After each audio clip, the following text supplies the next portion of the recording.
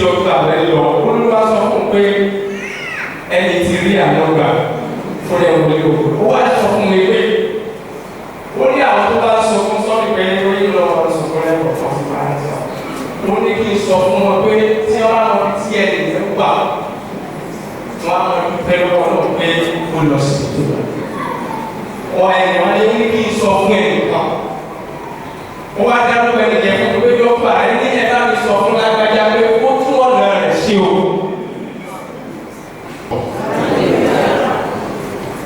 I want to bless the name of the Lord for the life that Dr. Moses Lorede has lived. Afẹ́fẹ́ ayé tí Dr. Moses Lorede àti tí wọ́n gbé láyé. I want to give testimony and I want to do it in the drama. Ẹni tí mo fẹ́ jẹ́ mo fẹ́ ṣe nínú drama. When Dr. Moses Lorede àti was born, nígbà tí Dr. Moses Lorede àti he was born, you see, and he wore that seed. Wanted to achieve things on earth by the power of sin. But suddenly, he met with the Lord Jesus Christ. He dropped the seed. And he took up the salvation of God. Why did he took up the salvation of God? He picked up 5 little things I want to mention now with the salvation of God. He picked them up. Number 1, he picked up divine assignment.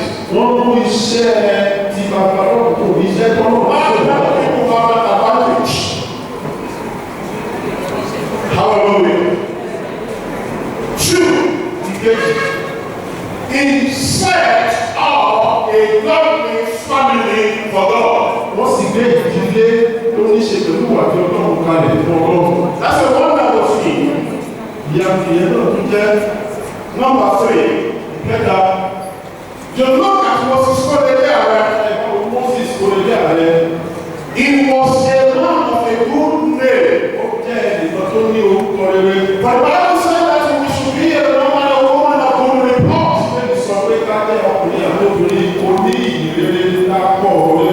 He picked up that. Number 4, he raised up great disciples for Jesus Christ. And you will see that this is a witness. Number 5, he combined all these things together. And he had a good legacy for the coming generation. We thank God for the life. It not because he had taken this salvation. He will not be able to do what he did. And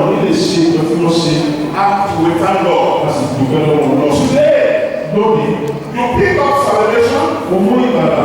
But what have you done with your salvation? This is what I want you to think. We thank God for his life. And I know right now he is resting at the feet of our Lord Jesus Christ. Thank you very much.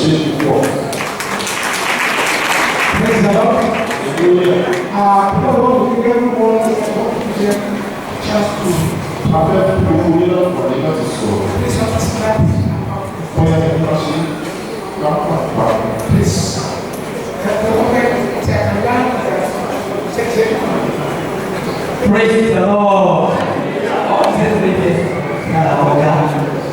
First thing that we bless the name of God. And God was so humble and then humility. Because when you see, you wouldn't go to the answer. Those of them when they call it doctors, people say, doctor, because very simple.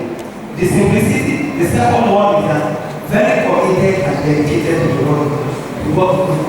There are many people who know so I can boldly say that he has taught them many things related to travel. And the third one is that it's an economy. What was an economy?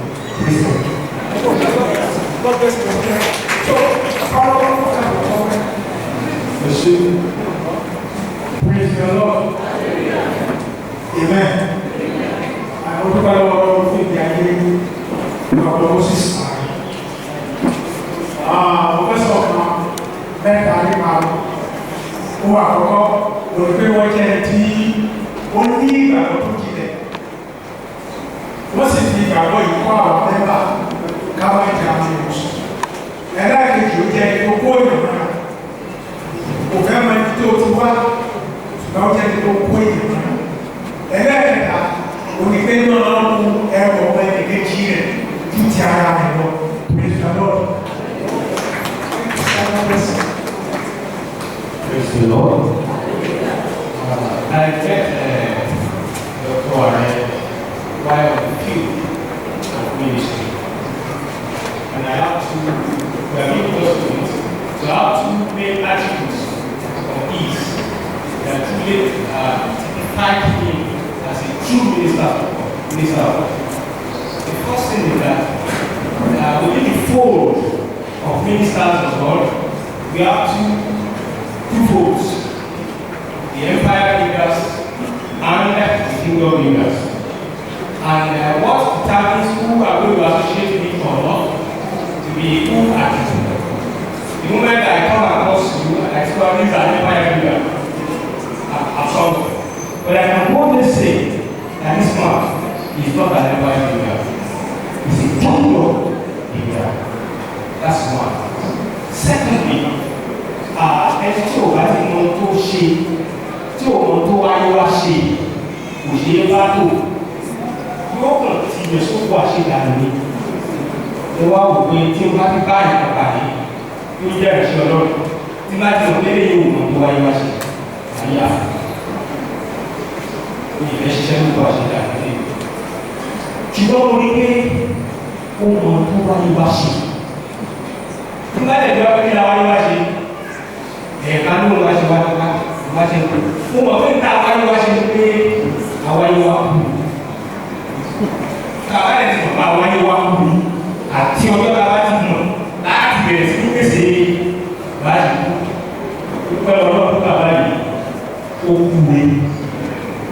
Ọ̀pọ̀lọpọ̀ ló kú ṣùgbọ́n wọn kú mi. Kò sẹ́ni tí ò ní kú nù wá nígbà àwáyé wá kú.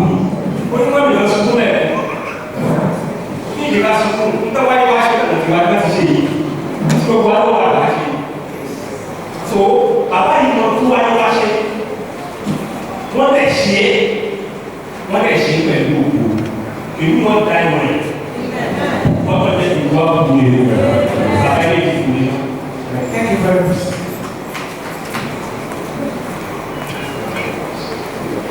Ọmọ wa ní orílẹ̀ ó jẹ́ ẹni tó ṣe ọ̀mọ́lẹ̀ arúgbẹ́ tó jẹ́ onígbàgbọ́ kí àdìgbò àkókò ṣe ìdí ẹni wa ó ń pè pátákùn ẹ̀rin ìdíbí ó sì ní ìdá gbogbo pálẹ́tì ẹbí ó ní ìfẹ́ ó jẹ́ olóòótọ́ tí a ń lò gẹ́gẹ́ bí àkùnkùn lẹ́ẹ̀mí ọdún pé ti ọ̀rọ̀ yìí pẹ̀lú gbogbo ìlú ń máa ní pé a ń lò pé lọ́jọ́ wájú yóò náà ni yóò tó lé ní èdè wa láti fi wá yóò dìbò ṣe ṣùgbọ́n ó ṣe wádà ní pé ó láti dìbò ṣáájú ṣùgbọ́n ó parí ìwọ̀n balẹ̀ nínú àyè parí pé òun lè tó lẹ́yìn èbí ìjẹta lóríkà orí kẹrin ẹsẹ̀ ìkẹtàlá dé ẹsẹ̀ ìgbòkókè kápẹ́lú gẹ́gẹ́ bí ògbé látàrí ìjẹ̀bí àwọn tó mọ̀ lónà pé ẹni tó bá kú Jésù tó dùn ní àwọn tó sì kú ní ọjọ́ kan àwọn kò pàdé láti rí wọn pẹ̀lú wà pé lóòótọ́ ó sì kú ní àsìkò yẹ àsìkò àwọn òmìnira àwọn ìwọ̀nra lọ́jọ́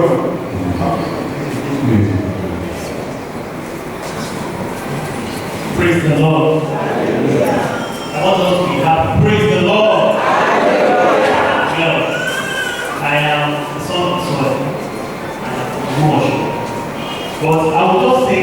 1 minute, and I'll go and sit down.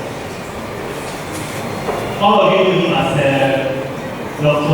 Kuriari, but I know him as Uncle Kuridi.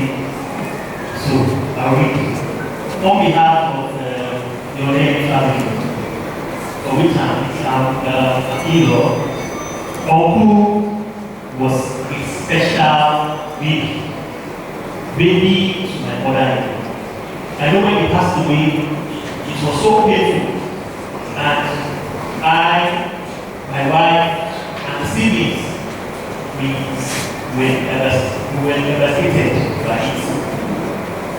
He was known as Uncle. He ministered the word to everybody through his drama and his ministry.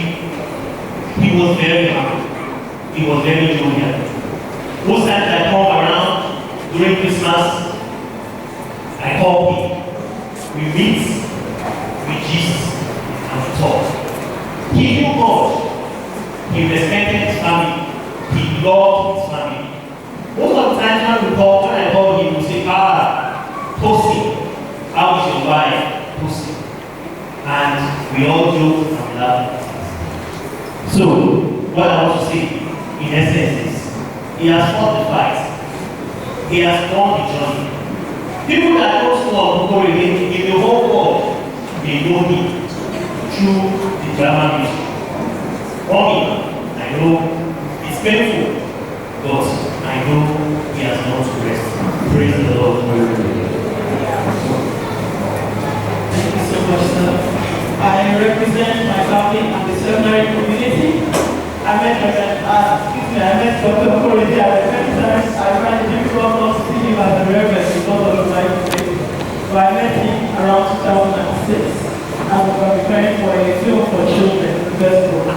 And since then, I have not forgotten Dr. Okorede. He has kept in touch and he has been a wonderful person. One of the things he did was to help us with the drama course in the seminary every January. And this January we missed a one. I've written in just 5 letters what we remember him for. Among others, it's not exhaustive. He, using his name Dr. Okorede, he was a discipler of many. R, he was regenerated. And as a regenerated man, he was humble, he was caring, he was loving, and very exemplary. I'll come to you. A, he was amiable, he loved God, he loved his family, he loved people, and he loved the drama ministry and all drama ministers. R, he was always ready to help. No matter who the person was, he was ready to help. E, he was an exemplary Christian. And so thank God for the life of this disciple. He was regenerated, amiable, ready to help, and an exemplary Christian. And we pray that the good testimony will keep the family encouraged, mommy, Pastor, Okorede, and all. Jesus' name. Thank you. Thank you. Praise the Lord. I'm really grateful for the opportunity. But I know I'm coming with some sort of time. The movie that really caught me very well. Baba Gbenro. So I mean, like watching that movie, I asked and I know that you did a little script. But some most times when you come to Christian drama, you have to choose the part of you into every script that you get. So watching that movie, I knew that it wasn't just that. This man was choosing the part of you to fall. And it was something that sometimes I cannot be out of all because I know that that content, he really blessed that. I remember something that I loved that when my friends talk about Baba Gbenro. We didn't remember his name. We only knew him as Baba Gbenro. We started seeing this word. Every episode was a message to everyone. And this is our only to say we really need him as my government.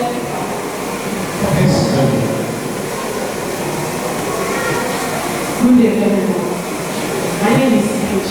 And I'm here representing the numerous sons and daughters, all my sons and daughters. I have to travel from Enugu to come and pay this person. Baba Gbenro, as you all know, he really lived that life of Christ, truly. And that was one of the reasons I said I must come and pay this church. I never knew him personally. And I really want to encourage the family. Your dad really live a life that is quite relatable, and I know that he's resting in the Lord. One thing I learned from him is that we should picture our lives from the view of God's word. That way, we are going to keep living a purpose-driven life. I feel that the Lord will transform each and every one of us in Jesus' name. Praise the Lord. Think of that as my big brother for Baba. My this week, when you see that talk tomorrow, it's not likely to know. Not likely to know what people are learning. It's hospitable and it's very amazing. I can't tell all. I just when I was auditing because I can't tell my skin. I thank God for 3 secondary school. I stay with him. He brought me to this house to house, and I know the way I was supposed to be fed with the word of God here. I'm happy to see that again. So at home as well, I learned how to have a Christian home. Doesn't live with family or that, and no one can still pass through him that will not lead to Calvary. No one that God is ministry Calvary ministry. All it's all about is how to reach out to people. Even when it's ministry on stage, after handling the verb, we move to the audience and reach out to them and say good things concerning them. So you won't miss him. Just people, Calvary movie, you will see a lot of his administration when we reaching out to you. God bless you. He has done when his word speaks to you. God bless you. Praise the Lord. Láti mo ti mọ dọ́kítọ̀ rẹ̀, mo mọ ọ̀rọ̀ Ọlọ́run tó yẹ kó message of God's kingdom. Mi ò kọ message bí kankan yẹn, message of God's kingdom.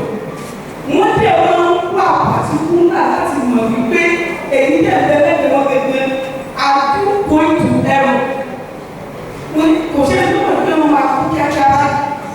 Ṣùgbọ́n ẹni tí àpẹẹrẹ fún ilé ìdàpọ̀ ẹjọ́ gbogbo ọ̀wá tàwa bí lónìí tí a bá lè rí ẹni tó kún bá ìgbẹ́gẹ́ bí àpẹẹrẹ ẹ jẹ́ kí àwọn ọmọ ẹjọ́ ká jẹ́ àpẹẹrẹ wípé kí n tá a lọ kó dá wa lójú wọ́n jẹ́ níbi tí wọ́n lọ dá wa lójú ẹjọ́ àwọn ẹ̀jẹ̀ kí n tá a lọ kó dá wa lójú ló ń wájú sí àwọn ìkáàbọ̀ nìkẹyìn o àpẹẹrẹ. Praise the Lord. Now I really understand the statement of saying it is not how far, but how well. I thank God on behalf of my daddy. I bless the name of the Lord for how far the Lord has sent him. He is indeed a man of purpose. Who really understands the purpose of his calling and follow in his step. He was indeed a leader by example. Yes.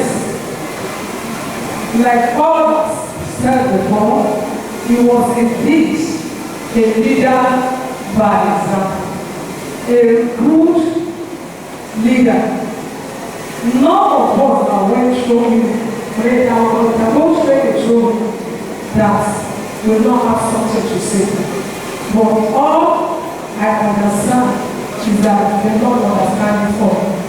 Now the message he said to us, the last message he said to us, I want us to look into it properly. Things to be remembered. The last message. What will you remember of? When it is your own time, as we all know, we don't know the time, the moment he will come. And the Lord Jesus. Like none of us expect him to go now. We were thinking of coming to celebrate his 60th birthday, but see what's happened. But I believe the Lord understands. And I pray the Lord will continue to uphold the family and the church in the name of Jesus. Even Calvary down to continue to move forward in Jesus' name. So I thank God for the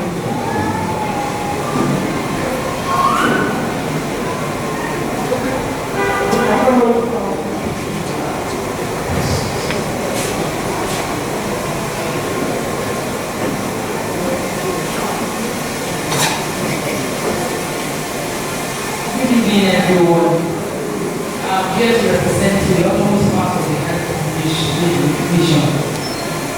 Dr. Are happens to be one of us, the part and parcel of the utmost part of the health. He's a great missionary. And one thing I want to talk about regarding Dr. Are is his humility. Dr. Are is humility personified.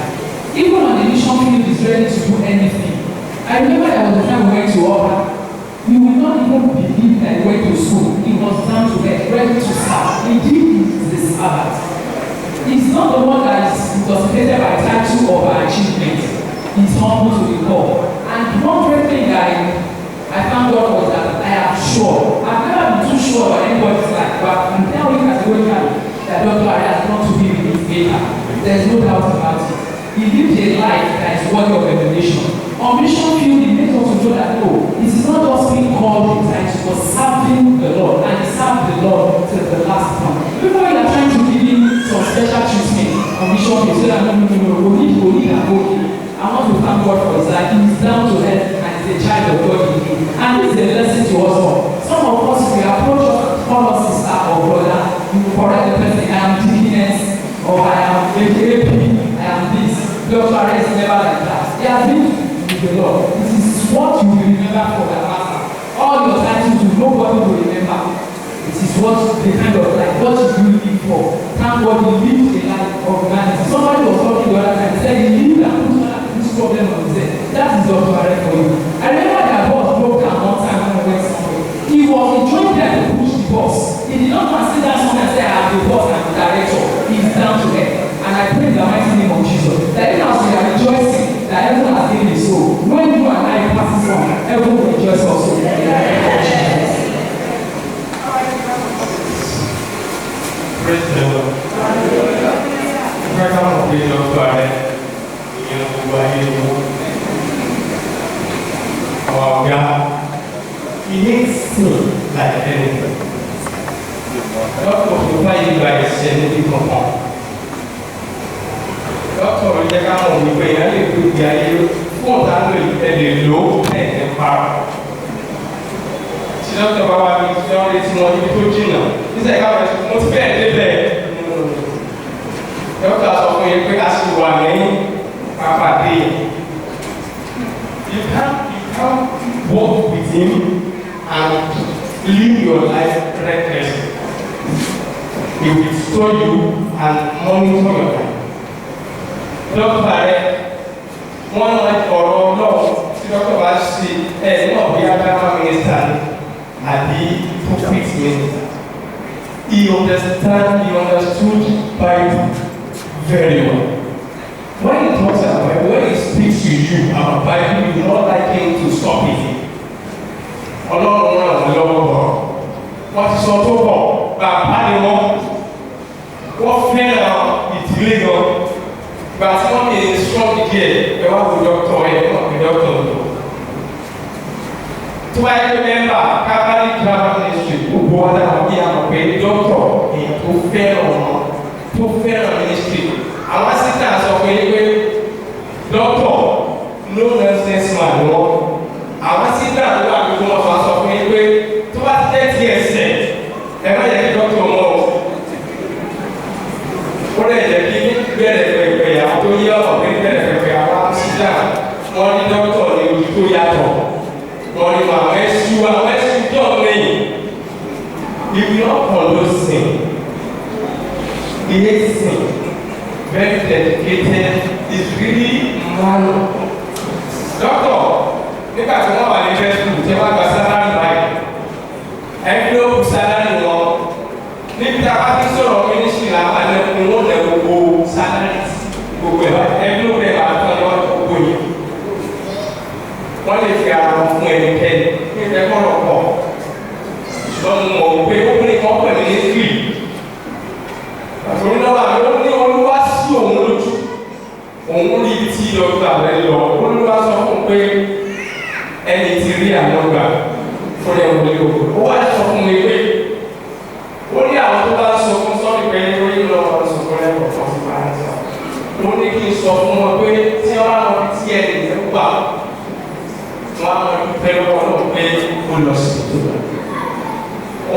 wọlé ní kí n sọ fún ẹnìkan ó wá dárúkọ ẹnìkan fún mi pé dọ́kítà rẹ ní ẹ bá mi sọ fún lágbájá pé ó tún ọ̀nà rẹ̀ ṣe o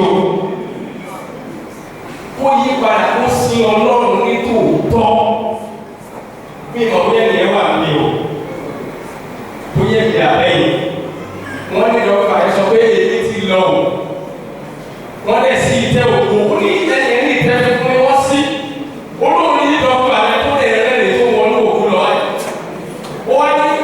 ó ní tàbí lẹ́yìn ó ní kẹsì dọ́kítà rẹ ti lọ o ó ní kí n sọ ní òfin sọ pé dọ́kítà rẹ ti lọ olóòrùn yìí tó wọnú olóòrùn bá sọ fún pé Rebecca ló pẹ́ tó sọ̀rọ̀ jẹ́ ní pì ó ní Rebecca sí go amen lòun ó ní náà Rebecca wá sọ fún mi pé kí n sọ fún àwọn ìyàwó dọ́kítà rẹ sọ pé wá dárúkọ ẹnìkan mi dárúkọ ẹnìkan ní ìsìnkú kí n sọ fún pé ó jọ ó tún ọ̀nà rẹ̀ ṣe kó kọ ẹ̀ṣẹ̀ sílẹ̀ ẹ ṣe.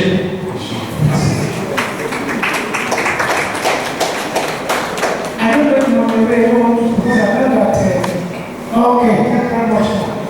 Praise the Lord. Praise the Lord.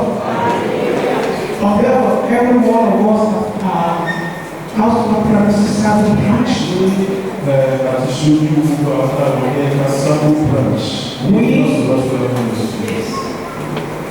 we can see the grace of God in our prayer.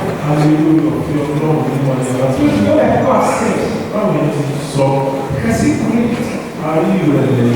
We can see together.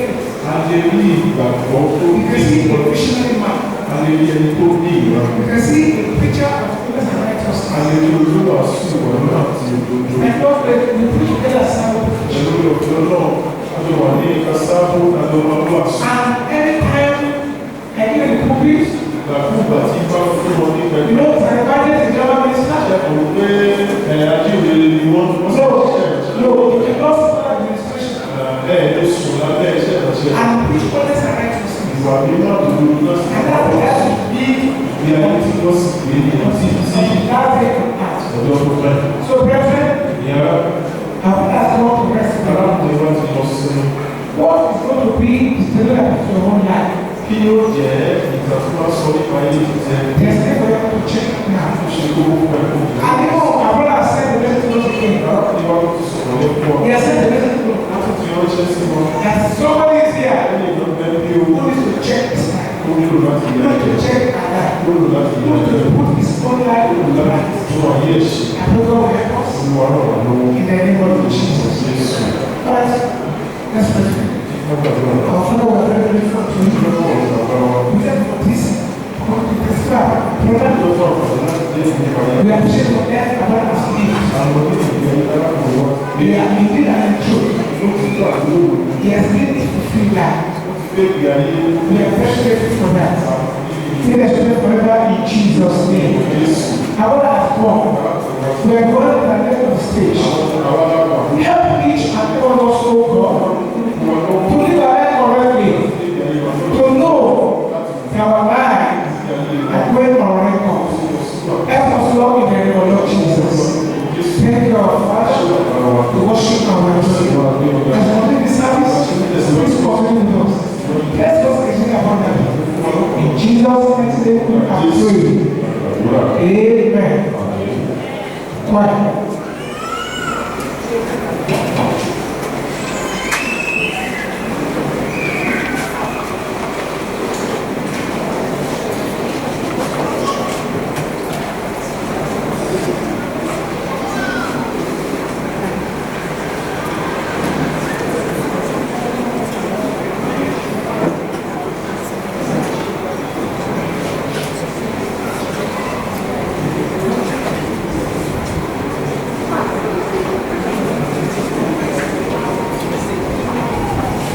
We are not in this session, please. I'm really very sorry.